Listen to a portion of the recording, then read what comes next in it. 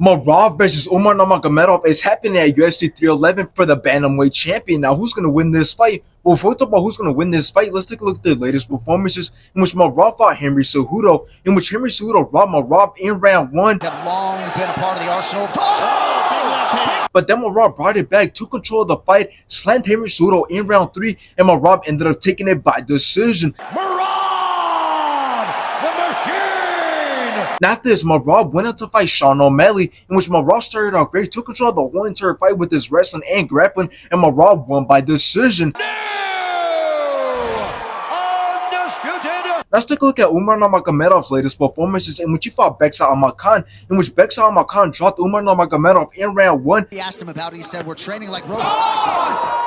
But then Umar Nurmagomedov brought it back, completely outclassed and outlanded Beksa Almakhan, and Umar Nurmagomedov ended up taking it by decision. Umar Nurmagomedov! And after this, Umar Nurmagomedov went on to fight Corey Sanhagen, in which both started out very fast, but Umar showed that his wrestling, striking, and grappling is just on a whole different level, and Umar Nurmagomedov won by decision. And still undefeated.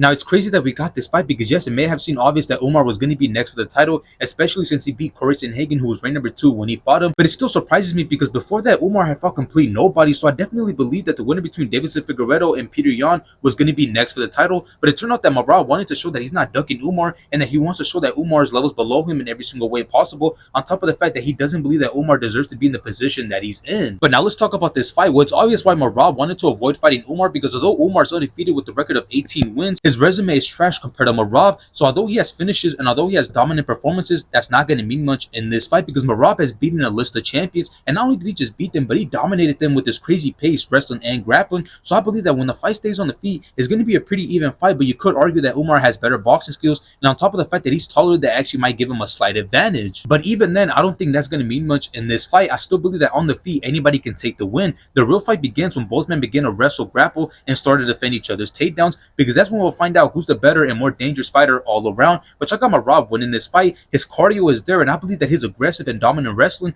is going to be way too much for Umar Nurmagomedov. So once again, I got Merab winning this fight.